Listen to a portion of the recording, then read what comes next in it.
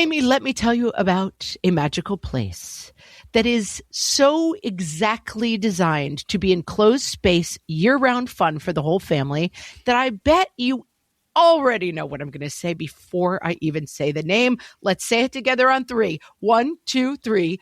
Great Wolf Lodge. You got it, Amy. My kids loved Great Wolf Lodge when we went. You probably already know that it has a huge indoor water park with a wave pool, lazy river, a bunch of massive water slides. But then your pack can hit the other attractions because wait, there's more. Great Wolf Lodge has adventure-packed attractions like Magi Quest, a live-action game kids can play throughout the lodge, plus the Northern Lights Arcade. Spent some quality time there, so your kid who loves the lazy river and your kid who loves fantasy games will both have a great time. Great Wolf Lodge also offers great dining options and complimentary daily events like nightly dance parties, all under one roof. Unpack the car once and you're settled in to have fun. And with 22 lodges across the country, you're always a short drive away from adventure. We've both had such great times at Great Wolf Lodge, so bring your pack together at a lodge near you. Learn more at greatwolf.com and strengthen the pack.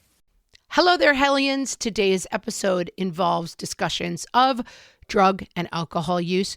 Just a heads up for everybody listening, enjoy this great conversation with Suzanne Warye.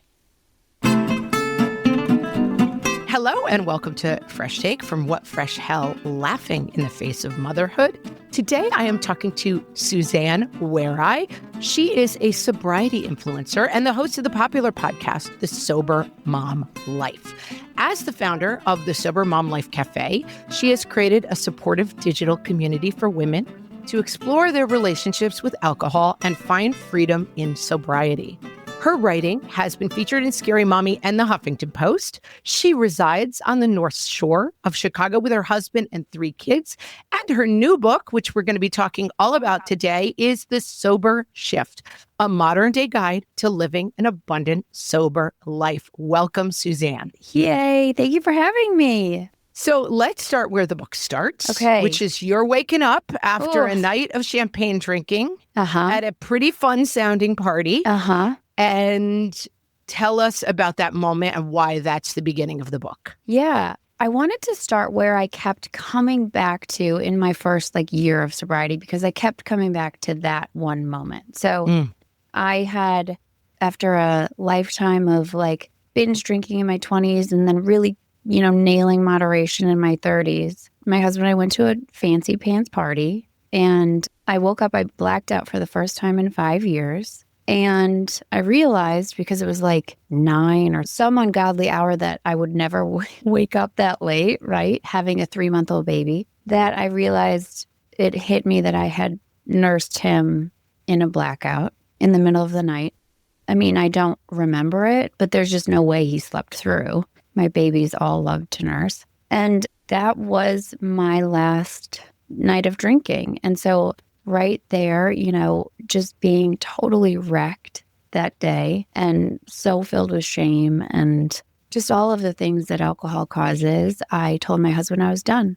As I said it, I was like, what are you doing? What are you even saying? What do you mean? So many questions. And it was just in that instant that I had perfect clarity. And then all the questions and the doubting and the fear came in. But so I did keep coming back to that instant that I knew. And it was tethered to that moment for probably the first year, just really just coming back in my mind. I'm on that couch, feeling how I felt, remembering very clearly what alcohol is instead of what I'd always wanted it to be. And yeah, so then I was like, well, we got to start the book there. And you talk thematically in the book about the idea of shifting the narrative around alcohol from deprivation to abundance. So we'll be talking a lot about that, but let's start with that idea.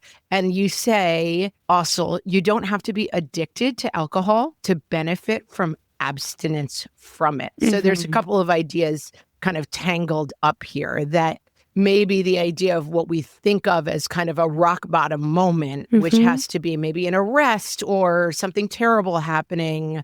Not that waking up at 9 a.m. and realizing that feeding your baby in a blackout isn't terrible, but it's not maybe the moment that some people think of as like you have to be in this unbelievably dysfunctional state to start even thinking about stopping drinking. Right. Like, even though that moment, and some people might read this book and be like, what is she talking about? She didn't have a rock bottom. Like she nursed her baby in a blackout, right? I still didn't lose anything to alcohol. I didn't outwardly, I couldn't point to things that I lost. I did, though, inside lose so much, including precious memories and all of that.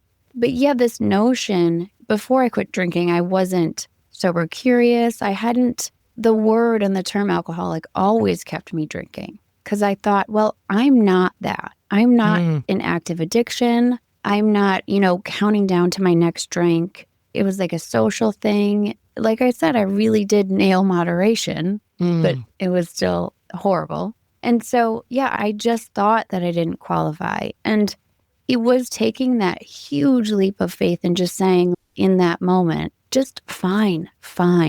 I have tried it that way. I have seen what alcohol can provide. Let me try it another way. I was 39, knocking on 40, and I was like, maybe I have outgrown this thing that has been in my life for so long. And when I really start to tell the truth about it, it didn't do what I thought it would do, and it didn't deliver on its promises. And so I always thought that living without alcohol or being sober meant that you lost the privilege of drinking. And like that I will forever wish I could drink, right? And that I would just yearn for it even more than I did in my life because I didn't drink every day. And I think that might be the case if you are forced to quit. Like in the cases you're talking about, maybe that does feel like that if you are in active addiction and you are forced by the court or by rehab or your family, or that it does feel like this precious thing you're just trying to hold on to has been taken away. And so then maybe sobriety really does feel like a punishment. I think if you get off the train earlier, if you choose, if it's this self-propelled change, which is hard in its own. Yeah.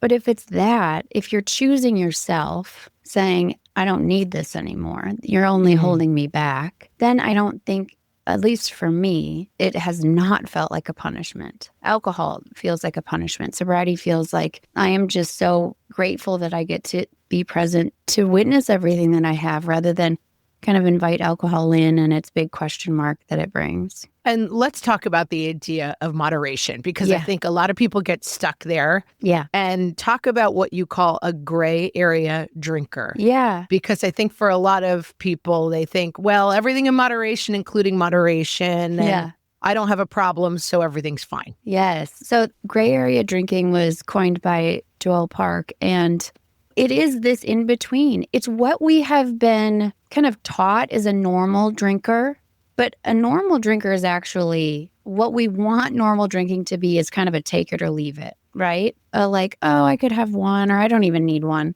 That's a unicorn. Like that is a unicorn drinker. That is not normal. Normal drinking is this in between, this kind of thing. And you're thinking, well, obviously I have to just make this work. I have to drink better. I have to make my rules, whether that's drinking a glass of water in between or 2 at the most, or only on the weekends, right? If you have a highly addictive substance in your life, you have to make rules around it. And moderation is hard, not because it doesn't work, but because it does. And so then it's that intermittent reinforcement of like, well, see, so it is user error when I drink too much. I can just do it better. Instead of saying it's actually the brain that you have, that you make the decisions about your rules, is a different brain once alcohol gets in. It changes your brain. It changes your decision-making, your impulse control, and it's highly addictive. And so those two things make it very hard to moderate. Also, just the idea of moderation, I think we are looking at it as it's a privilege to be able to drink, that alcohol is additive. That's why we're holding on so tight to it, instead of saying, oh my God, I can actually be free of this thing. And not only am I free of like, then I don't have to spend all this mental energy on it, but life will open up to me. And I will feel better. I will sleep better. I will look better. I will perform better. I will mother better. All of these things, but it gets lost in what I think is big alcohol's biggest coup. Well, one of them, which is the everything in moderation. And they've planted alcohol very squarely in the gluten, dairy, sugar category. All of that stuff has nutrition, right? And alcohol is not, it has zero nutrition. Alcohol is instead in the heroin, cocaine, meth, highly addictive substance category.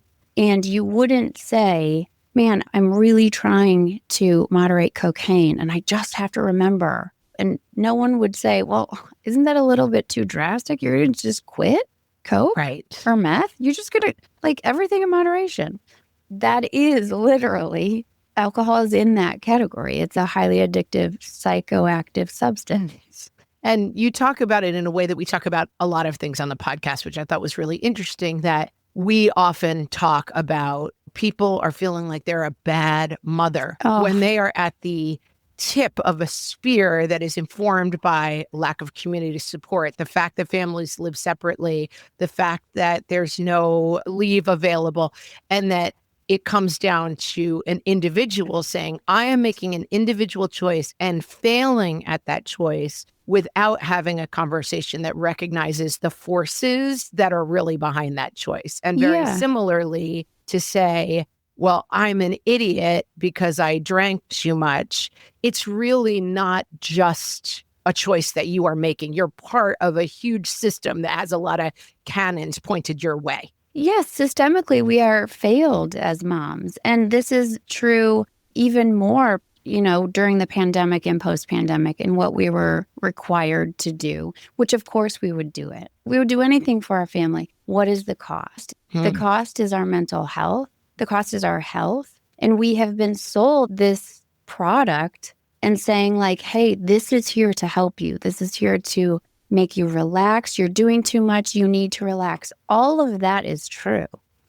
Moms we do need to take ourselves off the hook. We are doing too much. We care so much that it's so hard, and we're failed left and right by, the lack of community and lack of support. Just systemically, we're failed. And so it's then just even more horrific that moms are in the crosshairs of big alcohol right now because they know that we need help and they know our pain points and they are targeting them very methodically and brilliantly and saying, we don't want to hear what you need. What? You need more support? You need more maternity leave? You need all of these things. We don't want to hear it. We don't want to hear you.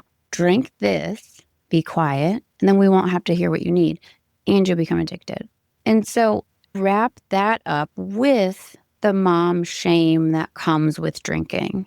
And that is just really, really can be heartbreaking to talk about, right? To talk about what we do when we invite alcohol in and then what happens. And then we turn it on ourselves and we say, God, what is wrong with me that I nursed my baby in a blackout? How could I be such a bad mom? Like, what is wrong with me? Those were the thoughts going through my head until I was really able to divorce me as a mom and this thing that has been pushed on me to be a hero and the reward. And once I was able to say like, oh, that's not me as a mom. Actually, I would never put my baby in harm's way if I was in a right mind. And just by removing this one thing, I am who I'm supposed to be as a mom and who I was always meant to be as a mom. I don't need lessons. I don't need workbooks. I don't need guides to teach me how to love my kids. Right. You're already doing it. It's in us. It's just this thing that has been pushed on us that then is causing us to act in ways that we would never act.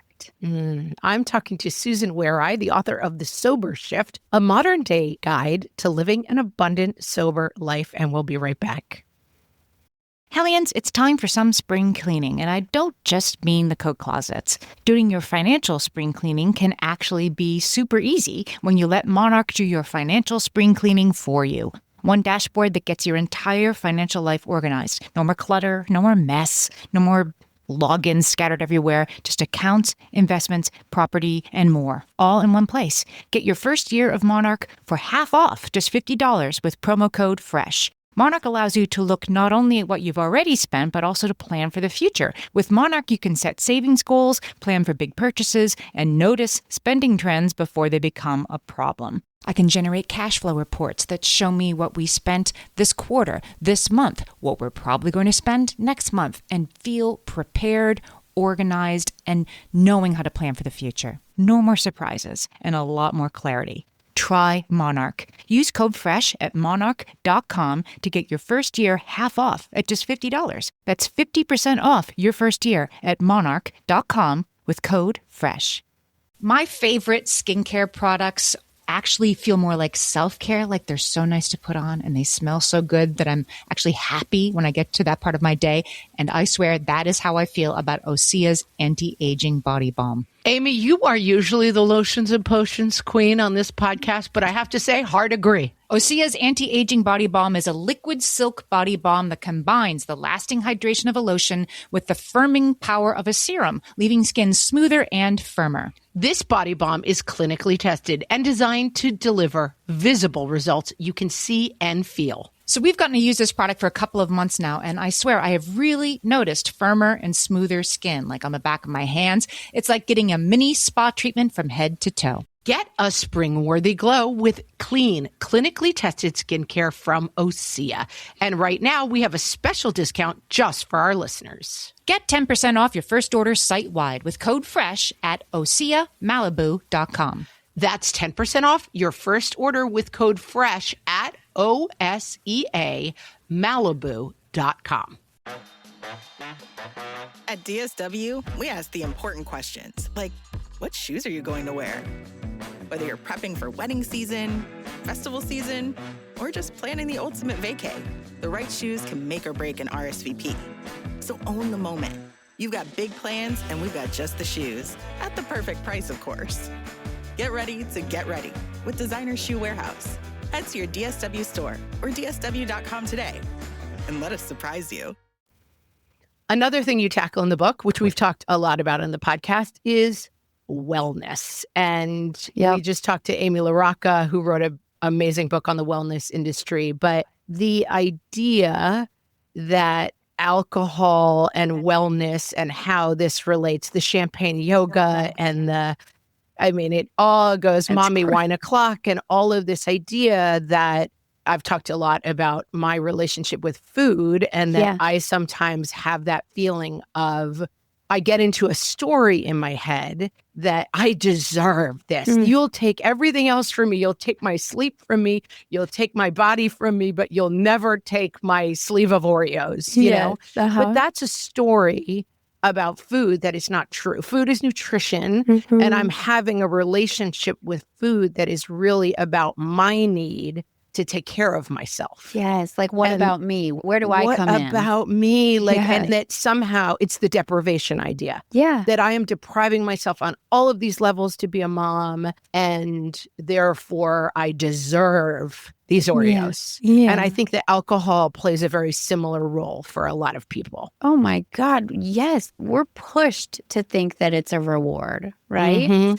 When you cross the finish line at a marathon and you're handed beer, we've kind of we've been brainwashed into thinking that alcohol deserves a space in wellness spaces. And it's like stepping out of a cult. Like when you're in a cult and I've never been in a cult, but I feel like drinking is, once you step out of that and you begin to notice where alcohol is and where it's pushed on us, it's no crazier than someone handing you a cigarette during yoga or right after your spa treatment, right? Like, hey, have some of this. And going back to your point about moms needing to be seen, moms needing to feel like they're not always last on the list. That's a real need. And that's so important. And we need moms to be okay. And so the thing about numbing or escaping in alcohol, even if you're using it as a reward, it still is numbing what you need. It's still a way for you to say, I'm going to shut everything off. And so then not only do I not have to figure out what do I need, but I don't have to say it. I don't have to tell my people. That's the hard part of sobriety, is then you're no longer shutting that off. And all of a sudden, maybe you've been people pleasing your whole life. And now all of a sudden it's like, oh, wait, I actually have needs and they're not being met. And so I got to talk about it. And that's scary. You and I have a similar experience in that we both experienced postpartum OCD, which we've talked about on the podcast. It's an underdiagnosed condition. Mm-hmm. We've talked more and more the longer we've done the podcast about anxiety and motherhood, that the relation and the damage that is done by anxiety and that the centrality of anxiety to the experience of motherhood is not talked about enough. Yes. And I think that alcohol being offered as a cure for anxiety is a huge problem, because it's a real problem. And it is, in its own way, I have to be careful how I say it, it is in some ways a real solution in terms of drinking alcohol makes me feel less anxious. I don't mean a real solution as a good solution, but it does work in a limited way. Yeah. Right. It works in the short term for 20 minutes. Mm-hmm. I like to point out in the book, we aren't lunatics. You're not a lunatic. You are turning to this thing because your brain connects it to those first 20 minutes of relaxation. Mm-hmm. What it doesn't connect it to is the 3 a.m. panic wake up, right? Or the feeling just of like hovering dread the next day when you're like, okay, but everything's kind of ticking along okay. I don't know why I feel this intense anxiety. That's alcohol. That is the alcohol. And the way that our healthcare practitioners have really they don't know about alcohol. They're not taught about how alcohol affects anxiety, which I think is insane. You know, I went through, with OCD, going through so many providers, and not once was I asked, are you drinking? How much are you drinking? And yes, if you're not ready to quit drinking, even if your healthcare practitioner asks, how much are you drinking? First of all, they know we're not telling the truth when we say, how much are we drinking? They know. But also, even if she would have said, hey, maybe lay off the wine for a little bit because alcohol makes anxiety so much worse, I might not have, but it would have planted a seed. It would have stayed in there. I would have kept thinking about it when I was having a panic attack. It wouldn't be the green light that we get. That's like, it's fine. Everything in moderation. It's not a problem until it's a problem. That's just wrong. And it's dangerous. Yeah. And you talk about the fact, which I hadn't really thought about, our doctors are drinking a lot. And so our doctors are drinking a lot because it's high stress, right? Right. And so we're taught, like, if you were stressed out, drink. And so our doctors are drinking a lot. Yeah. It is hard to really change the conversation about it, because if you go to your doctor and you say, hey, I'm finding myself using a lot of cocaine to deal with my anxiety, they're like, stop the presses. Right. But if you say you're drinking, it's like, well, we're all doing that. Right. Well, yeah, I am too. And, there's a quote in there that's something like, how doctors perceive it is that if your patient is drinking less than you are, then they're fine. Yeah. And that's a real issue when doctors are drinking a lot. So let's talk a little bit, we love neuroscience, about the neuroscience of alcohol-free living. Yes. It's so funny because if anyone who listens to my podcast is listening to this, they are laughing right now because I am not a neuroscience person. I am not a neuroscience either, but Amy loves it and we talk about it a lot. I mean, I'm fascinated by it and I love talking about it, but this was part of the book that I thought it was very important to include what it is actually doing to our brain and our mental health and how. That was the hardest part to write because I had to research a lot. I also leaned on my friend Jill from Sober Powered. She has all of the science about this. But yeah, it ruins your brain. Not only does it affect your hippocampus and the size of your brain and all of that, no matter the amount. I think that this is really important to know that it's no matter the amount. It's one glass of wine. The way that it affects your dopamine and your serotonin, spikes your cortisol. Even when you're not drinking it, if you are consistently drinking alcohol, your brain has changed even when you're not drinking it, which means you find less joy in things that you found joy in when you were 14 or whenever before you started drinking. And so all of these things, I mean, even if you think about what is a hangover, right? What does that feel like? If you throw up after you're drinking, that's your body's kind of last attempt to save your life, to rid your body of this toxin. Right. It's saying this is so bad, we have to expel it. It's pausing all of the other important functions like hormone production. And if you're trying to have a baby, it's pausing the reproductive stuff. See, I'm like very scientific. The reproductive stuff. All the reproductive You can tell you're not stuff. talking to doctors here, but we know what we're talking about anyway. I didn't know all of this. I didn't know any of this stuff when I quit drinking at 39. I kind of thought maybe alcohol might be good for me and my heart, red wine. People, right, you get everybody in France has healthy hearts because they drink red wine, right? Which is and that's the French paradox that I write about in the book too. And that's been like widely debunked. That was in like the 70s or early 80s. And they didn't look at their diet because it was actually their diet. If you hear resveratrol, you would have to drink something like 1,000 glasses of wine to get any sort of benefit from the resveratrol in wine, and the ethanol would still negate it. And also you would be dead. So don't recommend is what we're saying on that one. That's a no. Yeah, just eat some blueberries and say no to the wine. Let's talk about the diversity of challenges that people face, because stopping drinking and approaching sobriety is different for different people. They're coming from different starting points. Yeah. They're coming from different cultures. And then they're facing different amounts of resistance, which is interesting to me.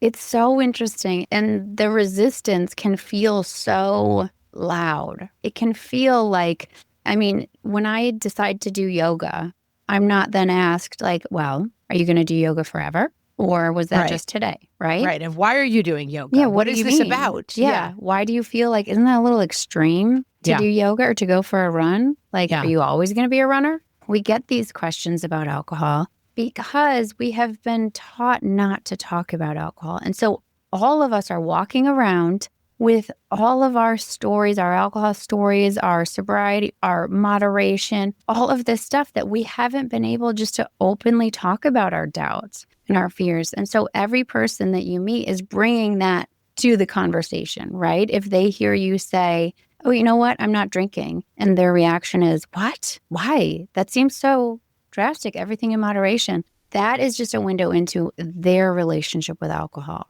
That is everybody's reaction to you not drinking is all about their relationship with alcohol. And that's okay. They're not there yet. Maybe they won't be. And that's okay. I know that because I was one of those people. I was very interested when someone stopped drinking, but I was also like, oh my God, I could never do that. Like, oh, wow. I also think I'm a little bit older than you, that the conversation has been historically, you have an alcohol problem or you don't. Yes. And so I do think that maybe 10 years ago when friends of mine stopped drinking without starting to go to AA, I did have the reaction of like, what do you mean you're stopping? I truly didn't understand it. Like, I thought the world was alcoholics and people who could drink. Yeah. And so that this middle ground of people who were saying, I actually don't like the role that alcohol is playing in my life, or I just have decided for 800 different reasons that I'm not privy to or don't need to know about, that I'm not going to drink alcohol anymore, that I did have a reaction. And I do think that story's changing a little bit. Yeah. The internet, sober curious, even things like dry January, which you talk about in the book as kind of like, why are we doing this? And being like, yay, February, I get to drink again. But that those ideas were very new to me 10 years ago. And I would react like, oh, is there something I didn't know about you, that you had a drinking problem? Yes. Like, wow, how bad did it get, I wonder? Like, yeah, it would be like someone telling me they had cancer almost. Right. Like, oh, this is something I didn't know about you. Right. Even probably 5.5 years ago when I quit, I didn't know anybody who didn't drink. It was just not, it wasn't how we talk about it today. I think we still have a lot of work because I think initially that is well, are you an alcoholic? Because yeah, you're right. There's either somebody who genetically or whatever we've been taught, they just can't drink. They've lost the privilege. And then there are like normies who can just drink fine. And when you look at the substance, that just doesn't make any sense. I mean, it's not true. And it's also just a way to put the responsibility and the blame on the person. Right. Instead of the substance. Right. I'm talking to Suzanne Warye, the author of The Sober Shift, a modern day guide to living an abundant, sober life. And we'll be right back. Amy, when I'm having a good hair day, it usually makes my whole day better. And that's why on every day, I'm taking Nutrafol. Nutrafol is the #1 dermatologist-recommended hair growth supplement brand, and it's the #1 hair growth supplement brand personally used by dermatologists. Nutrafol's hair growth supplements are peer-reviewed, NSF certified for sport, and clinically tested. Nutrafol offers multiple formulas for men and women, tailored to different life stages and lifestyle factors, so you get support that's actually right for you. Adding Nutrafol to your daily routine is easy. Order online, no prescription needed, with automated deliveries and free shipping to keep you on track. Let your hair be one less thing to worry about. See visibly thicker, stronger, faster-growing hair in 3 to 6 months with Nutrafol. For a limited time, Nutrafol is offering our listeners $10 off your first month subscription and free shipping when you visit Nutrafol.com and enter promo code LAUGHING. That's Nutrafol.com, spelled Nutrafol.com, promo code LAUGHING. All my kids learned to swim when they were little. It was super important to me that they be confident and safe in the water. There was only one problem with that: taking them to swim lessons. I mean, the pools were freezing. There were always cranky adults doing laps right there. And it was definitely not, for any of us, what you would call fun. Amy, heard. But now there's Goldfish Swim School. Goldfish takes a really thoughtful approach to swim lessons, combining research-based teaching with a warm, kid-friendly environment that actually helps kids thrive in the water. Every detail at Goldfish is thoughtfully designed to create a golden experience, from shiver-free, warm indoor pools to comfy waiting areas for parents to professionally trained lifeguards on deck. Goldfish uses an approach called the science of swim play, which combines guided play with proven teaching techniques to help kids learn to swim, build water safety skills, and gain confidence, all at their own pace. Lessons are designed to meet kids exactly where they're at. If you've been thinking about swim lessons or just wondering where to start, this is a great opportunity. Right now, Goldfish Swim School is offering a waived membership plus your child's first lesson free at participating locations. Just visit goldfishswimschool.com/free to find a location near you and enroll using promo code FREE. That's goldfishswimschool.com/free, promo code FREE. So I sidetracked us a little bit before the break. We were talking about starting places for people and some of the obstacles that get in the way. It's not even about judgment of like who has it the worst and who's it hard for and who's it easy for. That's not the discussion. But I think it is useful to say people have unique starting points on this path. Yeah, it's true. And I think one of the big obstacles that I've heard from women are, what if I lose all my friends?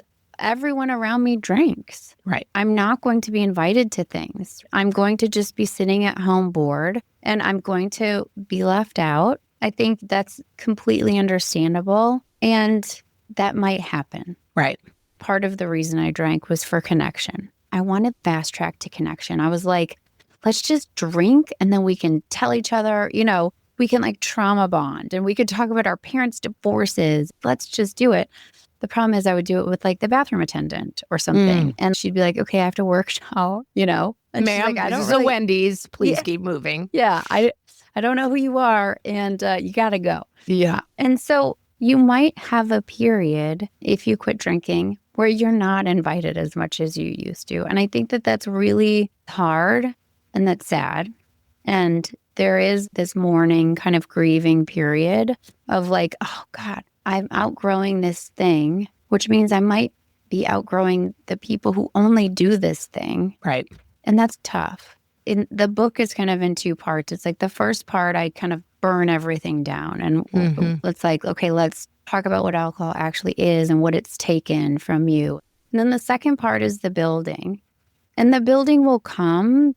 It takes time. And I think a lot of times we want that right now. It's like, yeah, but I want that thing. I want to just replace it with something else. And the fact is that you might need to kind of lean into this loneliness and this boredom and this kind of new chapter of like, okay, what did I like to do when I was 14 when I came home from school?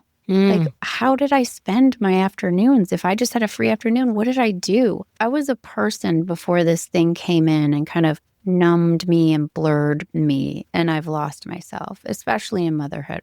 And so like, how can you get back to that? And that takes time. They say addiction is progressive, but I always like to say that sobriety is progressive. One thing that you can do right away is to find a community online and just start there. Start in a place. That's why I created the Sober Mom Life Cafe, is just a place where it's just women. You don't have to be a mom, where you could go and just begin to tell the truth about this thing that has played probably a very big role in your life, but you've never been able to talk about it because we've never looked at it. It's kind of like the mold in the basement. We talk a lot about get curious about what's going on with your kid, right? Your kid's coming home at 3:00 in the afternoon every day in a horrible mood. So you can either be like, my kid's a problem and giving me a problem, or you can say, I'm seeing a behavior and I want to know what's causing it. They're probably hungry, or maybe their last teacher of the day stresses them out. But get curious about what is the fuel. And I thought about that a lot reading the book, that you're kind of asking people, get curious about maybe you struggle socially and that you feel you need alcohol to perform correctly at parties. Or maybe you have tremendous anxiety and alcohol is playing a role to numb that anxiety. But asking the role that alcohol plays in your life, because you're not, as you said, the substance is not the cure. It's part of the problem. And that if you're only looking at it as a solution, it's maybe time to start saying like, hey, I might be a person who struggles socially, so I need to be the first person to arrive. That way I don't feel weird walking it. You can solve those problems in other ways, but you can't solve anything until you get curious about it. Yes, curiosity is kind of the starting point for all of it. If, you feel socially anxious before going to a party, which I don't know anyone who doesn't. I feel like that's a pretty universal thing of just like... Amy would argue I don't. I do not have a ton of social anxiety. Okay, you are the unicorn. I'm an unusual person in that way, I would admit.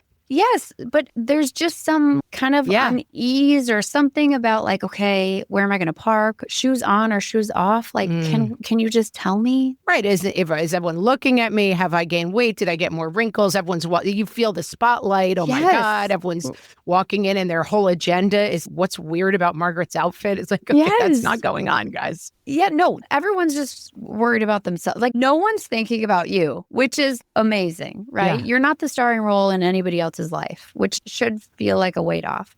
But also when we're feeling these things that we don't want to feel, right? And I always think the opposite of addiction, yes, is connection, but it's also feeling uncomfortable. And like feeling uncomfortable isn't something to avoid. It's actually the goal. And so if I'm feeling uncomfortable, I'm like, okay, this is it. I'm lifting the heaviest weights in the gym, like, okay, when you feel discomfort or you feel uncomfortable, and I'm not talking about unsafe, I'm just talking about uncomfortable, and you immediately go to alcohol.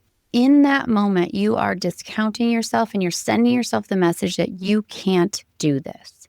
And it's probably been decades of us doing that and decades of us subconsciously sending this message to ourselves like, you're obviously not strong enough to handle this.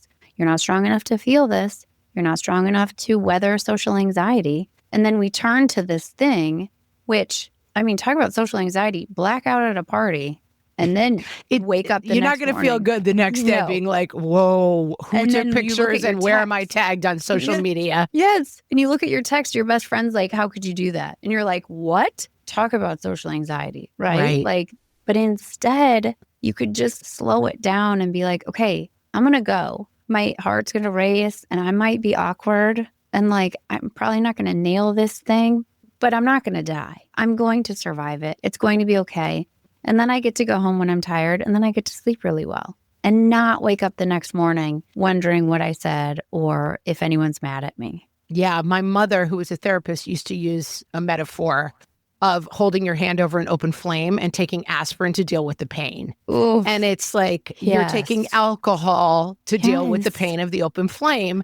But you can't discount the fact that that is, at least in the short term, an easier solution. Turning off the flame is hard work. And so that's why I keep coming back to the starting point for people that if you have deep trauma, if you have terrible anxiety, if you have an ACEs childhood with adverse childhood experiences, like looking at that flame, it's not easy. It's really, No. I understand why you want to take the aspirin because the Yes. flame is so scary. It's so scary. And that was my story. Like that. Yeah, I took that quiz. I don't ever want to take that quiz again. Like, that's so depressing. I was like, The ACEs quiz? yes. Yeah. I was like, okay. There's a quiz for anyone who doesn't know what we were talking about that it lists how many adverse childhood experiences you have. And a certain score means you had what's called an ACEs childhood. So these formative experiences that were difficult. Yeah. And sobriety does require work.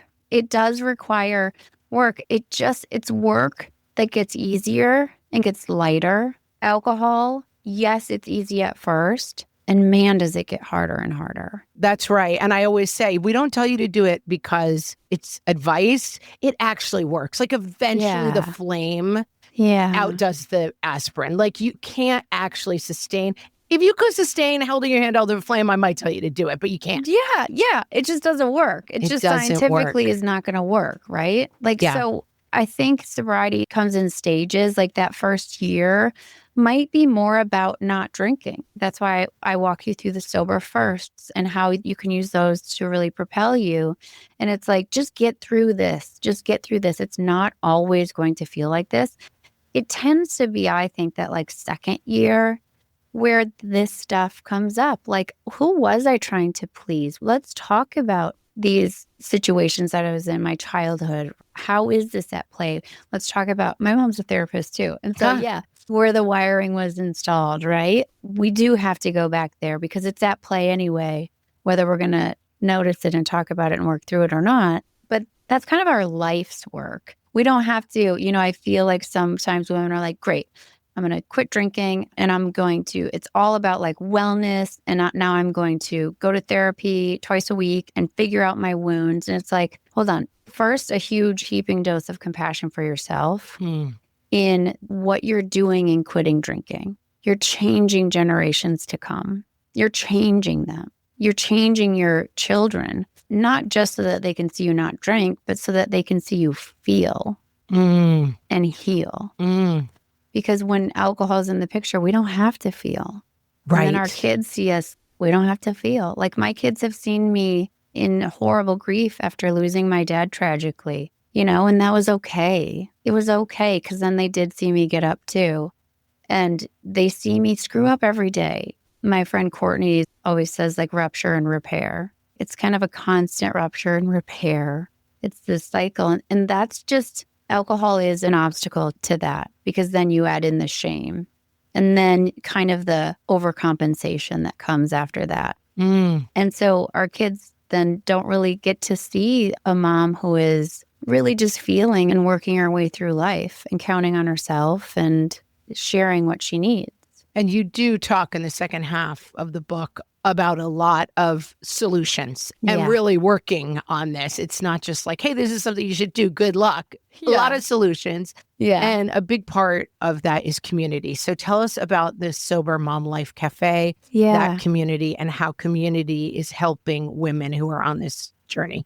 Oh, man. I think community is probably, if you have tried this, if you have tried to quit drinking and then you just always fall back and you're just always kind of back and forth, community might be the thing that has been missing. Because to be able to sit, and we do it on Zoom, we have a few meetings every week, we have book club, and it's just peer support. So we're just sitting, I have a meeting every week, and we're just connecting.